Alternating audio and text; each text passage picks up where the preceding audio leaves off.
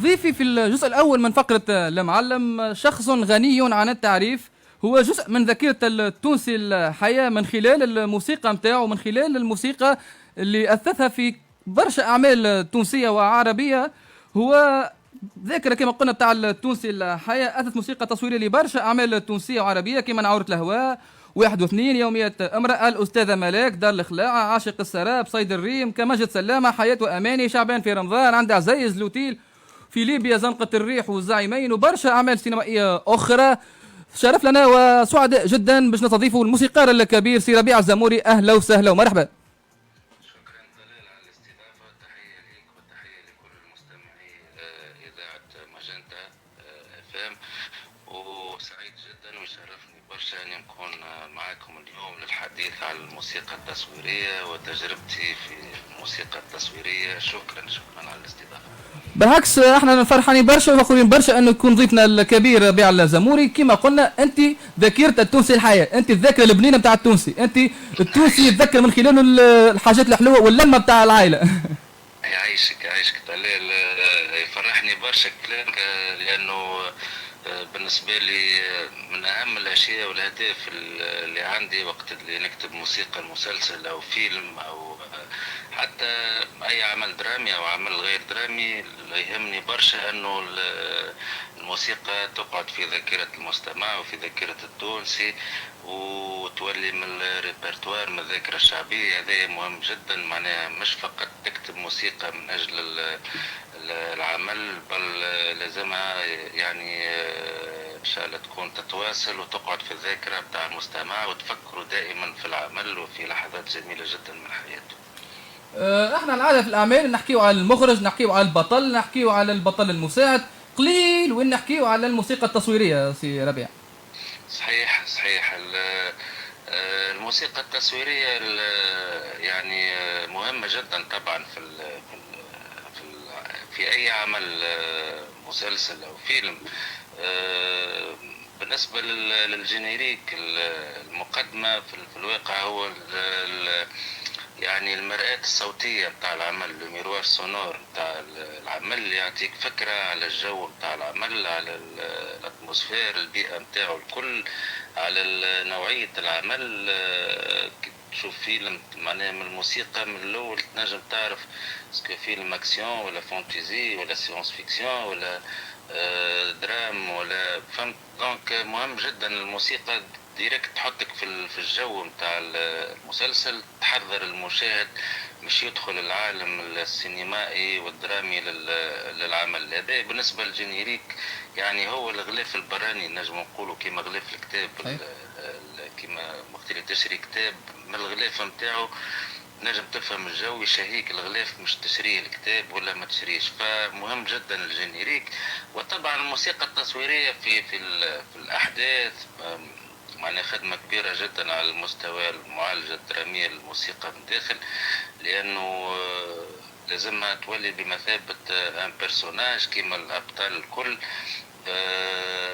موجودة وغير موجودة في نفس الوقت. أحسن موسيقى هي اللي تكون معناها معروف في ميدان الموسيقى التصويرية. هو الموسيقى أحسن موسيقى تصويرية لما تكون معناها تكون inaperçue، الموسيقى ما تتسمعش في المشاهد، هي تأثر وتأثر جدا على العاطفة متاع المستمع. تنجم معناها توجه حتى نظرات المستمع في الشاشة، توجه انتباهه، توجه أحاسيسه من غير ما يحسها. ولكن وقتاش نحسوا بوجود الموسيقى؟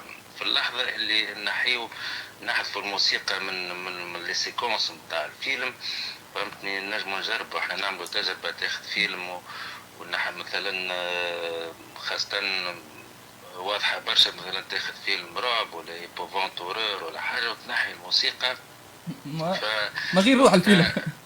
تفيق بالأهمية نتاعها. صحيح، عملت برشا اعمال انت، تبارك الله تبارك الله، الاعمال الدراميه وحتى سيت كوميد برشا اش بتسمي. شنو هو العمل اللي قعد في بالك والموسيقى التصويريه بتاع العمل هذاك عمرك ما تنساه؟ برشا كل عمل عنده ذكريات تصاحبه. من خلال التعامل مع الفريق، مع المخرج، مع لحظات حضوري أيضا في الديكور ولي بلاتو. هي لحظات لا تنسى، خاصة النقاش مع المخرج وقت اللي نحكيو مع بعضنا على الاتجاه الديريكسيون باش نمشيو فيها موسيقيا. لحظة بعد قراءة السيناريو، كل عمل، كل موسيقى عندها ذكريات وعندها موقع خاص الحقيقة عندي، وكل حاجة معناها عندها أهمية كبيرة. أكيد الأعمال اللي يعرفوهم العباد برشا. مهم جدا. ولكن العديد زاد من الأعمال ممكن اللي معناها ماهيش معروفة جماهيريا برشا في السينما التجريبية أو في الوثائقية أو في أعمال معناها خدمتهم في الوطن العربي. ولكن كل عمل بالنسبة لي عنده ذكرياته، عنده معناها الأهمية متاعه، خاصة لأنه نتعلم منه برشا. ومن العمل هذاك ننطلق مش نكتشف يعني فضاءات موسيقية أخرى واكتشافات موسيقية أخرى، سواء في الخدمة، في نفسي، في التجربة، وفي تساعدني حتى في التجارب المقبلة. اول ما يقترحوا عليك عمل، شنو اول حاجه يعملها الموسيقي ربيع الزموري؟ يقترحوا عليك عمل، يجيك مخرج يقول لك عندي عمل، شنو اول حاجه تعملها سي ربيع؟ أول عمل بالطبيعة هو نقرأ سيناريو، لأنه تقرا الكل سي ربيع تقرا السيناريو الكل؟ طبعا نقرأ السيناريو الكل، لأنه وقت اللي تقرأ السيناريو الكل يخلي في نفسك أثر. الأثر هذاك مهم جدا باش ننطلق منه في البحث عن الفكرة أو الفكرة العامة الموسيقية للعمل. وأيضا لازمني نقرأها الكل، خاطر فيما بعد لازمني ثم حوار مهم جدا مش يتم مع مخرج العمل، فثم تفاصيل لازم تكون قاري سيناريو مش تنجم تحكي معه في تفاصيل، في أحداث، في حركات درامية أو حركات للممثلين، حتى حركات الكاميرا في بعض الأحيان، مثلا بلوند كوب ولا ساعات زاد بلوند سيكونس. يعني ثم تفاصيل سينمائية مهمة موجودة في السيناريو. هو طبعا دائما العمل معناه السينمائي مش كما مكتوب في السيناريو، كما من بعد يعني بعد ما يتم إخراجه مش كما مكتوب كما مصور. إذا زادت تأتي مرحلة أخرى مهمة جدا بعد قراءة السيناريو وبعد الحوار مع المخرج، وهي لازمني نكون نحضر في اللي بلاتو، في اللي ديكور، نشوف مباشرة التصوير، نشوف الجو العام للتصوير. وغاديك زاد يتم ثم برشا نقاشات مع المخرج في برشا تفاصيل في علاقة بالموسيقى. فيما بعد اكيد مهم جدا ان الواحد يستمد الفكره او معناها يقوم هكا بنظره مهمه جدا على المونتاج. معناها بعد في حتى المونتاج المونتاج نعم صحيح، لأنه المونتاج يعطيك الإيقاع، الريتم نتاع العمل، يعطيك الجو وقت اللي تشوف التصويرة وهي مونتي وهي في الإكران مش كيما تشوفها في الديكور اون ديريكت. دونك تريز امبورتون انك تشوف العمل دي سيكونس من العمل، ومن وقتها تبدا معناها فعليا في الكونكريتيزاسيون تاع ليدي. ولكن التفكير في الموسيقى يبدا من الاول، ملي تقرا السيناريو تبدا تتبلور الفكره تدريجيا مرورا بالحوار مع المخرج، حضور الديكور، ثم مشاهده السيكونس في العمل. ما تفلت حتى تفصيل، انت تبارك الله سي ربيع، وهذيك علاش عملك نجحه، ما تفلت حتى تفصيل، تخدم حتى اكثر من المنتج سي ربيع، تخدم اكثر من المخرج. عايشك. هو الخدمة هو عمل معناه مهم جدا، عمل ثنائي مع المخرج. لازمني نحكي معه برشا باش نفهم النظرة السينمائية متاعه، مش تكون الموسيقى طبعا العنصر مهم وأساسي في السرد البصري والسينمائي للمخرج. لذا حتى كي نحكي مع المخرج كبيرة سلمى بكار ولا تعاملت مع برشا مخرجين كبار، سلاح الدين الصيص، سلمى بكار، برشا. هذاك من حسن حظي انه زاد تعاملت معه في بدايه تجربتي عند عزايز لوتي. مع سي صلاح الدين الله السيد يرحمه. الله يرحمه، سي حمادي عرافة، سي حبيب سلماني، مثلا نوري بوزيد، منصف ذويب، اسامي كبيره. أسامة رزق من ليبيا، صحيح. يوسف كوهجي من البحرين، والعديد والعديد. وديما ديما تقريبا نفس الميثود، نفس معناها الطريقة في التعامل. برشا نقاش، برشا حوار، برشا معناها باش نفهم خصوصيات العمل ونشوف هو نظرته زاد للمخرج معناها في علاقة بنظرته هو الموسيقية معناها للعمل والاتجاه اللي نجموا نمشيو فيه. وديما الصورة هي اللي تحكم في آخر الأمر، ولازمها خاطر دائما وأبدا الموسيقى تكون في خدمة العمل. عملت عرض نوستالجي في قرطاج 2023. قرطاج يعتبر من اهم المهرجانات العربيه ومن اكبر مهرجان في تونس. سي ربيع، شنو احساسك وقت انت قدمت الاقتراح لمهرجان قرطاج هما قبلوه؟ صحيح. انا بارك هو الله. عايش، هو يعني احساس خاص جدا لما انا من قبل الحلم نتاعي قرطاج. وانه لما معناها الاعمال اللي خدمتهم حتى 2023 في عرض موسيقي كبير. معناها حبيت ان نعيش الجمهور مباشرة في السورسال، خاطر وقتها ننتقلوا من الشاشة من الدار من المنزل من العائلة إلى فضاء آخر اللي هو المسرح. مسرح قرطاج ما ادراك، مش اي مسرح.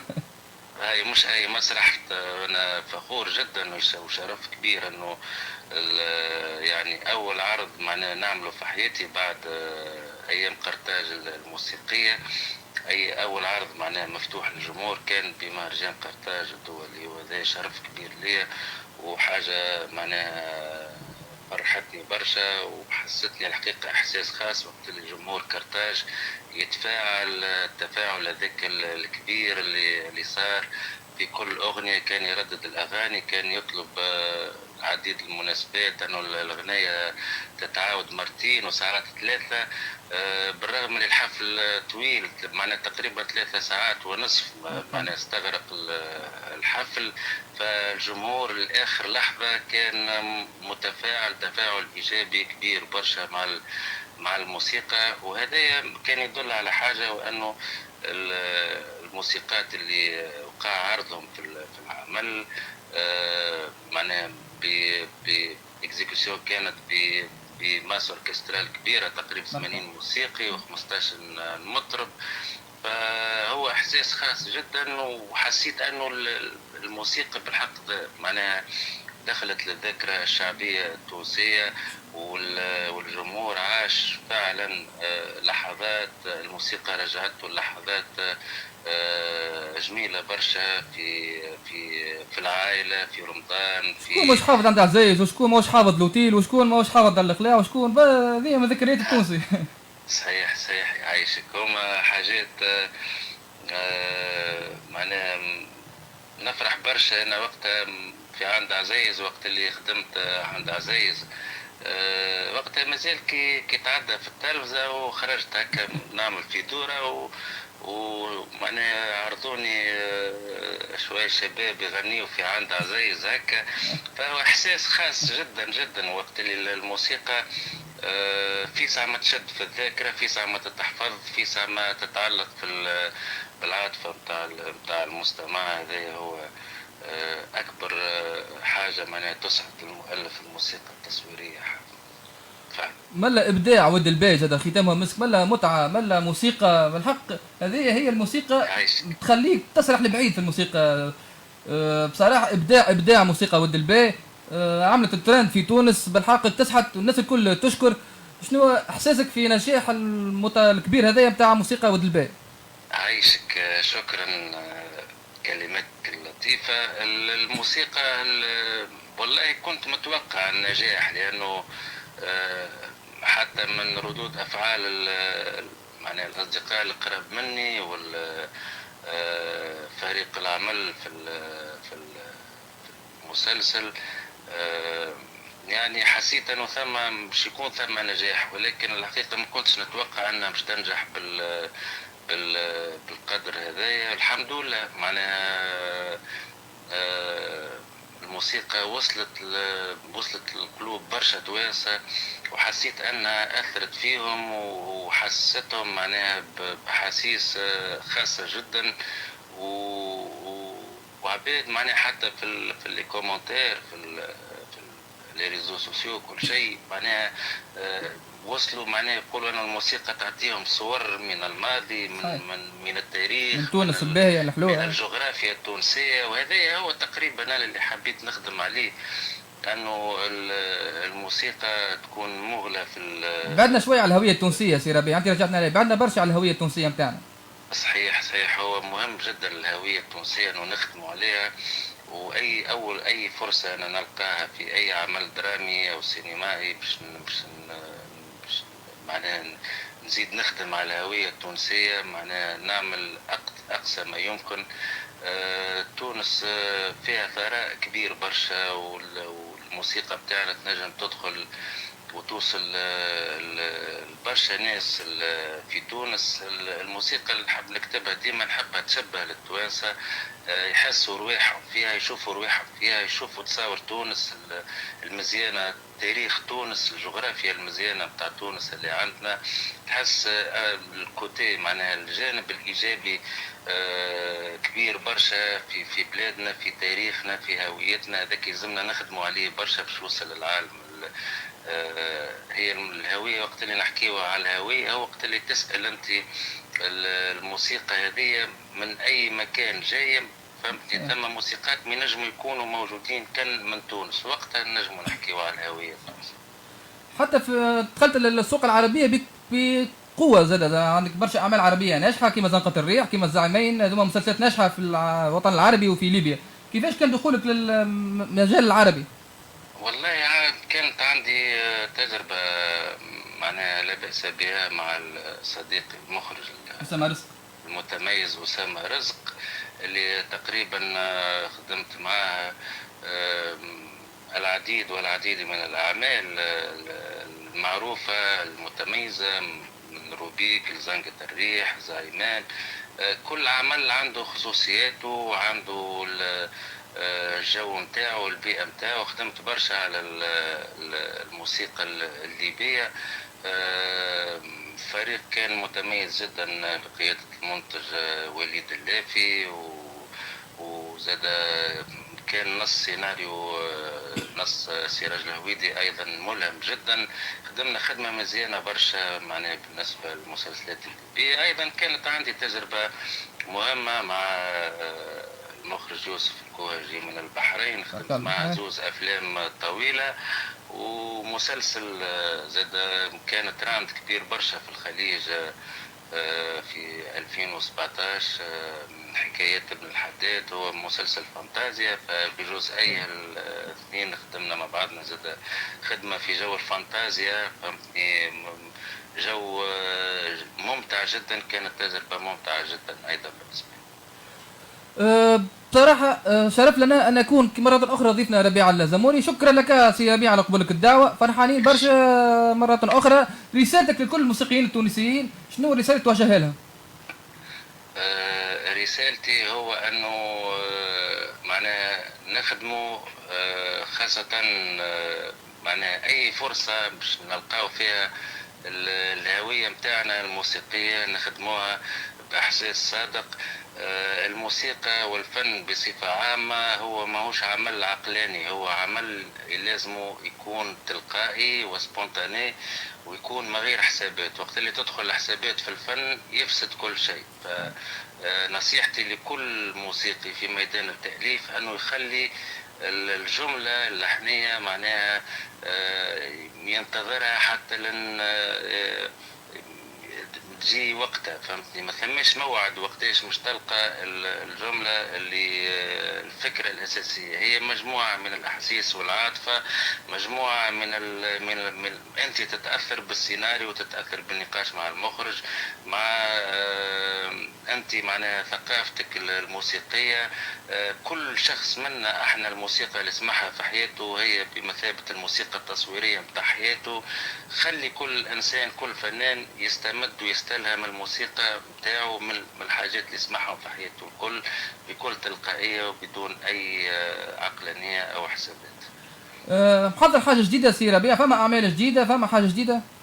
والله إن شاء الله في المستقبل ثم بعض الأفلام إن شاء الله في الطريق، وطبعا عرض نوستالجيا اللي اي قاعد نخدم له في رؤية جديدة اللي تنجم تدور بها في المسيرة، خاطر مش ممكن باش تتنقل بعدد نتاع 80 وعازف والعدد هذاك من المطربين، فثم فورميل أخرى يعني تنجم تدور في المسارح وتنجم نمشيو بها العديد من المناطق في تونس وخارج تونس. علاش خدمه الموسيقى صعيبه؟ حتى الاصوات اللي تغني الجينيريك والموسيقى اللي تعملها اصوات حلوه برشا، هل انت تختار الاصوات هذه؟ نختار في بعض الأحيان نختار أنا، أحيانا يكون الاختيار أيضا باقتراح من المنتج أو المخرج، مثلا في العديد من الأعمال كان سي نجيب عياد الله يرحمه هو اللي يقترح، وأحيانا نقترح أنا. في وادي الباي الاقتراح كان من المنتج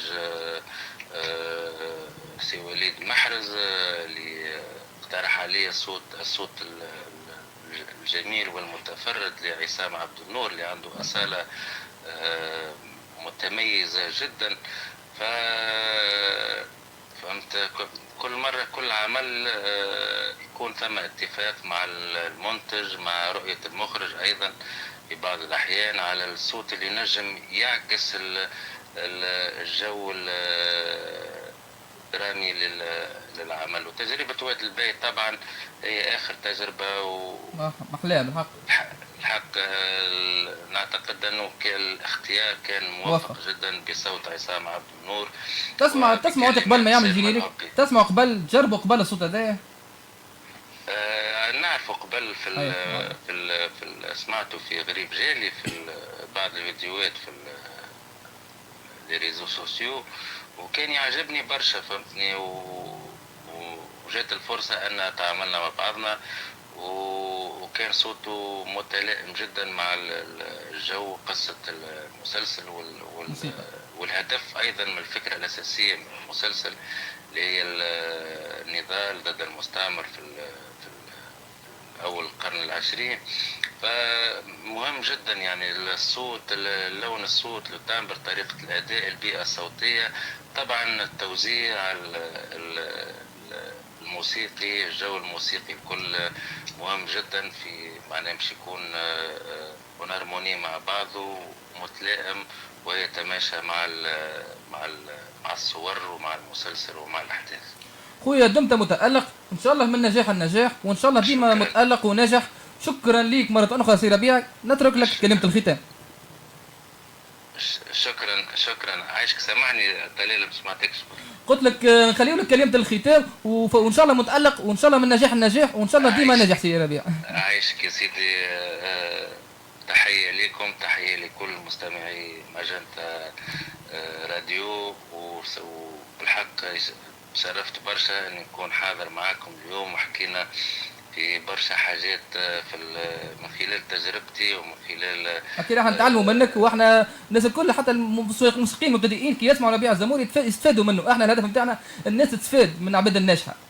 شكرا يا سيدي، ان شاء الله تكون ثم استفاده وشرف كبير كما قلت لك ان نكون معكم اليوم ضيف، وحكيت على كيفاش نشوف الموسيقى التصويرية وكيفاش بعض التفاصيل ربما برشا عباد ما يحكوهاش في الخدمة متاعنا. مهم جدا أن نفيدوهم باللي نقدروا من خلال المهنة متاعنا، وإن شاء الله الأهم شيء أنه ديما تقعد الخدمة في البال وتقعد في ذاكرة الناس، وهذاك هو أهم شيء بالنسبة لي. شكرا لك مرة أخرى. كان معنا الموسيقار الرائع والكبير سي ربيع الزموري.